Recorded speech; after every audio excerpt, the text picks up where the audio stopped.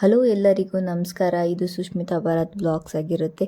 ಯಾರೆಲ್ಲ ನಮ್ಮ ವಿಡಿಯೋ ನೋಡ್ತಿದ್ದೀರಾ ಅವರೆಲ್ಲ ಲೈಕ್ ಮಾಡಿ ಮತ್ತು ಸಬ್ಸ್ಕ್ರೈಬ್ ಮಾಡ್ಕೊಳ್ಳಿ. ಪ್ಲೀಸ್ ಸಬ್ಸ್ಕ್ರೈಬ್ ಆಗಿ. ಇವತ್ತು ಸಂಕ್ರಾಂತಿ ಹಬ್ಬ ಆಗಿರೋದ್ರಿಂದ ಇವತ್ತು ನಾನು ಬೆಳಗ್ಗೆಯಿಂದ ವ್ಲಾಗ್ ಸ್ಟಾರ್ಟ್ ಮಾಡ್ತಿದ್ದೀನಿ. ಎಲ್ಲರಿಗೂ ಸಂಕ್ರಾಂತಿ ಹಬ್ಬದ ಶುಭಾಶಯಗಳು. ಬೆಳಿಗ್ಗೆ ಬೇಗ ಎದ್ದು ಬಾಗಿಲೆಲ್ಲ ತೊಳೆದು ರಂಗೋಲಿ ಹಾಕ್ತೆ. ಅಷ್ಟೊಂದೇನು ಚೆನ್ನಾಗಿ ರಂಗೋಲಿ ಹಾಕಕ್ಕೆ ಬರಲ್ಲ ನನಗೆ. ಸಿಂಪಲಾಗಿ ರಂಗೋಲಿ ಹಾಕ್ತೆ. ನನ್ನ ಮಗಳಿಗೆ ಸ್ನಾನ ಮಾಡಿಸಿ ರೆಡಿ ಮಾಡಿದೆ. ಮೊದಲು ದೇವ್ರ ಪೂಜೆ ಮಾಡಿ ಮಿಕ್ಕಿದ ಕೆಲಸ ಎಲ್ಲ ಆಮೇಲೆ ಮಾಡ್ಕೊಳ್ಳೋಣ ಅಂತ ದೇವ್ರ ಫೋಟೋಗಳಿಗೆ ಹೂ ಮುಡಿಸಿ ಹೊಸ್ಲಿಗೆ ಅರಿಶಿನ ಕುಂಕುಮ ವಿಭೂತಿ ಇಟ್ಟು ತುಳಸಿ ಕಟ್ಟೆ ಮುಂದೆ ರಂಗೋಲಿ ಹಾಕ್ಕೊಂಡೆ. ದೇವ್ರ ನೈವೇದ್ಯಕ್ಕೆ ಹಣ್ಣು ಕಾಯಿ ಎಳ್ಳು ಬೆಲ್ಲ ಕಬ್ಬು ಇಟ್ಕೊಂಡೆ. ದೀಪ ಹಚ್ಚಿ ಪೂಜೆ ಮಾಡ್ತಿದ್ದೆ. ನನ್ನ ಮಗಳು ಗಂಟೆ ಅಳ್ಳಾಡಿಸ್ತೀನಿ ಅಂತ ಅವಳು ಕೂಡ ಗಂಟೆ ಎತ್ಕೊಂಡು ಅಳ್ಳಾಡಿಸಿ ಪೂಜೆ ಮಾಡ್ತಿದ್ಲು. ಪೂಜೆ ಮುಗಿಸಿ ಎಳ್ಳು ಬೆಲ್ಲ ತಿಂದು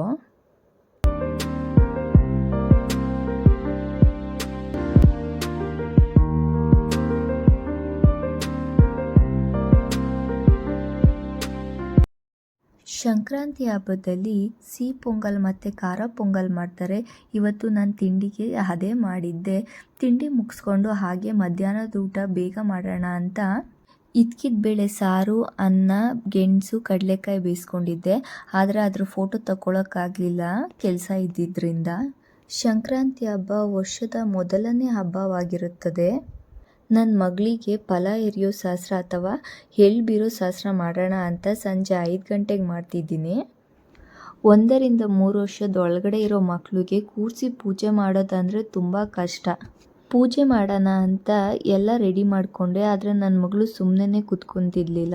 ನನ್ನ ಮಗಳಿಗೆ ಎಳ್ಳು ಬೆಲ್ಲದ ಪ್ಯಾಕೆಟ್ ಕೊಟ್ಟು ಒಂದು ಪೀಠದ ಮೇಲೆ ಕೂರಿಸಿ ಅರಿಶಿನ ಕುಂಕುಮ ಇಟ್ಟು ತಲೆ ಮೇಲೆ ಫಲ ಎರೆದೆ. ಕೆಂಪು ನೀರಿನ ಆರತಿಯಲ್ಲಿ ದೃಷ್ಟಿ ತೆಗೆದು ಎಳ್ಳು ಬೀರೋ ಶಾಸ್ತ್ರ ಮಾಡ್ದೋ.